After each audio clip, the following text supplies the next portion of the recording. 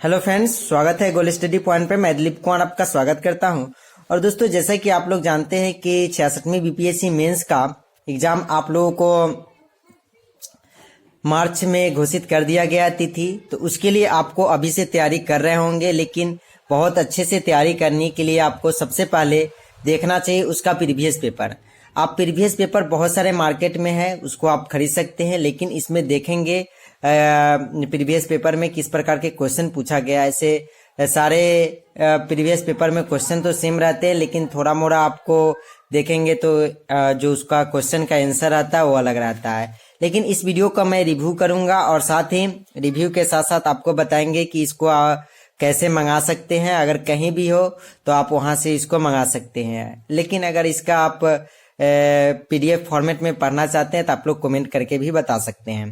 तो देखिए दोस्तों, आप लोगों को बताना चाहूँगा कि इसमें प्रीवियस पेपर में जैसा कि केवीसी नैनो का है, इसमें दोनों पेपर दिया गया है, नहीं कि इसमें मेंस का पेपर नहीं है। आप लोग सोच रहे होंगे कि इसमें ऑप्शनल का नहीं है, तो मेंस का पेपर दोनों पेपर जैसे पेपर 1 और पेपर 2 दोनों दिया गया है। लेकिन इसमें 2020 के लिए लिखा गया, लेकिन इसमें 65वीं का शामिल नहीं किया गया, लेकिन बोला गया था कि कुछ दिनों में उसको भी शामिल कर लिया जाएगा। तो अगर आप लोग अभी ऑनलाइन ऑर्डर करेंगे तो नीचे आपको लिंक मिल जाएगा, वहां से आप इसको ऑनलाइन कर सकते हैं फिर भी, और उसमें आपको 65वीं का भी सम्मिलित कर लिए जाएंगे 20 तारीख से पहले तक। तो देखिए, इसमें आपको यहाँ पे अध्यायवार दे दिया गया 1993 से 2019 तक का इसमें क्वेश्चन है। सबसे पहले यहाँ पे बताया गया है कि भारत का आधुनिक इतिहास एवं भारतीय संस्कृति, जो जैसे कि कला एवं संस्कृति, जनजातीय विद्रोह, स्वतंत्रता संग्राम की प्रमुख बिंदु, शिक्षा एवं अन्य बिंदु। इसमें जो सेक्शन 1 होते हैं उसके बाद है कि सेक्शन 2 से आपको राष्ट्रीय अंतर्राष्ट्रीय घटनाक्रम, जिसको आप लोग करंट अफेयर्स बोलते हैं, करंट अफेयर्स से आपको इसको क्लियर करना है। उसके बाद है सांख्यिकी, मतलब डीआई, सांख्यिकी विश्लेषण डीआई के अंतर्गत आता है, जिसमें आरेख चित्रण। तो इसको आप लोग आसानी से हल कर सकते हैं, मैथ का सेक्शन है। उसके बाद पेपर 2 में आते हैं तो जिसमें पॉलिटी है। उसके बाद है अर्थव्यवस्था एवं भारत का भूगोल, या इसमें विश्व का भूगोल नहीं पढ़ना है। फिर इसमें आधुनिक इतिहास के सिवाय कुछ नहीं पढ़ना है पेपर 1 में।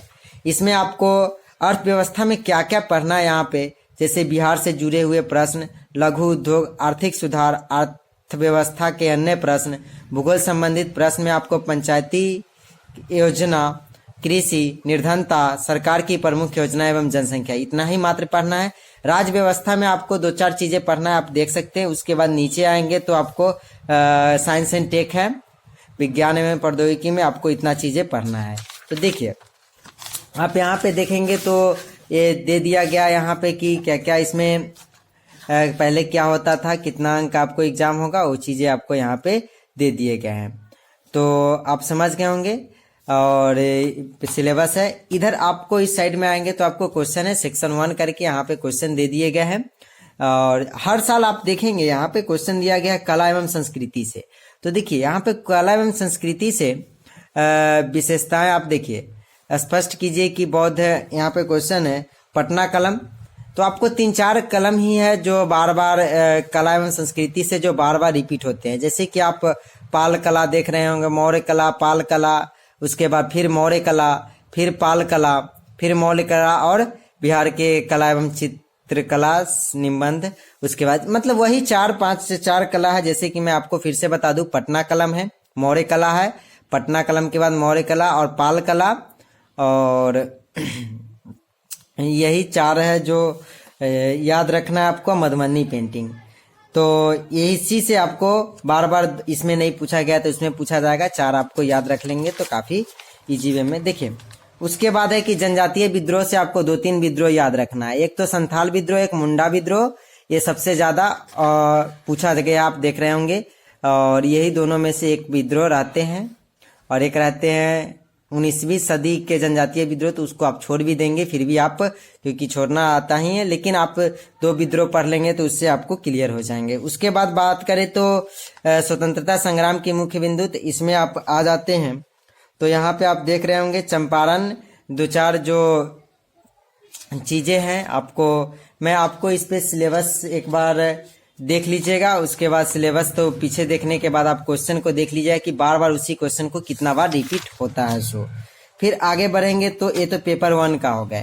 अब डीआई में देखिए, डीआई सेक्शन में ज़्यादा विशेष कुछ होता नहीं है और उसको आप अच्छे से मेहनत करेंगे तो 72 मार्क्स का होता है। 72 में आप 72 ला सकते हैं। देखिए, राष्ट्रीय आंदोलन का महत्व एवं वर्तमान घटनाक्रम, तो ये तो आपको करंट अफेयर्स का सेक्शन है। और लेकिन आप इसमें देखिए, अब तो ये आपको क्वेश्चन हो गए, क्वेश्चन एक बार आप देख सकते हैं। लेकिन इसमें एक चीज़ें आप लोगों को बताना चाहूँगा कि इसका आंसर देखिए, जैसे कि पटना कलम की चित्रकला शैली है, इसमें आंसर दिया गया है। यहाँ पे पूरे आंसर दिया गया है और बार बार रिपीट होते हैं। जैसे एक छोटा सा आपको क्वेश्चन का एग्जांपल लूँ, जैसे यहाँ पे भवन निर्माण कला या मौर्य कला से यहाँ पे क्वेश्चन पूछा गया है, ये चीजें दी गई है। और यहाँ नीचे देखेंगे की टू रिमेम्बर, मतलब प्रश्न उत्तर के मुख्य बिंदुओं का स्मरणीय बनाए। जैसे इसमें से क्या क्या याद रखना है और बार बार यहाँ पे जो पूछे जाते हैं उसको आपको याद रखना है, जो पॉइंट है। और अपनाए गए और स्थापत्य कला, इस तरह से जो रिमेम्बर करने के लिए दिया गया जो अच्छे हैं, और उस पॉइंट को आपको याद रखना है। अब समझ गए होंगे, जैसे कि आप मौर्य कला में देख रहे होंगे, इस तरह से आपको की याद रखना है। जैसे कि राजकीय दरबारी कला, उसके बाद है कि लोक कला एवं मूर्ति कला। इसको आप एक बार अपने खुद से पढ़िए, समझ में आ जाएंगे आसानी से। और इसमें सबसे मेन होते हैं कि आप आंसर राइटिंग करना, आप कितने अच्छे से आंसर राइटिंग करते हैं। और आंसर राइटिंग काफ़ी ज़रूरी है। और आंसर राइटिंग को, एक क्वेश्चन को आप 5 बार 6 बार 10 बार लिखिए। ज़्यादा इसमें लिखेंगे, जितना ज़्यादा लिखेंगे उतना ही आपको लिखने की शैली होगा और जो सुधरता जाएगा। तो आप जितना हो सके लिखने की प्रैक्टिस कीजिए।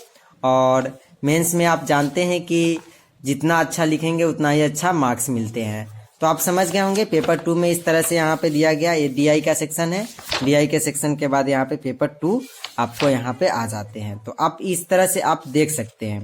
जैसे मैं पेपर 2 को थोड़ा सा क्वेश्चन देख लूँ, जैसे भारत में निर्वाचन आयोग, इस बार तो पूछेंगे ही। यहाँ पे दे दिए रहते हैं कि 200 से 300 के शब्दों में लिखना रहता है सारे क्वेश्चन को। तो आप उस पे तो उस सब चीज़ें आप जान जाएंगे। आप जब प्रीवियस ईयर पेपर को पढ़ेंगे तो आपको पता चल जाएगा। अब यहाँ पे देखिए, जैसे नीति निर्देशक तत्व से क्वेश्चन पूछे जाते हैं, उसको देखिए सारे चीज़ें, जितना भी बिहार ज्योग्राफी अगर पूछा जाता है, पॉलिटी पूछा जाता है या इकोनॉमिक्स, तो उसको आपको बिहार से जोड़ करके सारे चीज़ें का क्वेश्चन पूछा जाएगा। इसलिए आपको ध्यान रखना है कि बिहार को जरूर आपको उसमें इंक्लूड करना ही है, उसमें बिहार से रिलेट करके ही पढ़ना है, क्योंकि बिहार से जोड़ करके हमेशा क्वेश्चन पूछे जाते हैं। तो इस बातों को आपको ध्यान रखना है। तो उम्मीद करता हूं दोस्तों ये थोड़ा सा इस बुक का रिव्यू पसंद आया होगा और बीच बीच में जो बातें आप लोगों को बताए वो आप लोगों को हेल्प करेगा। तो मिलते हैं एक नए वीडियोज में।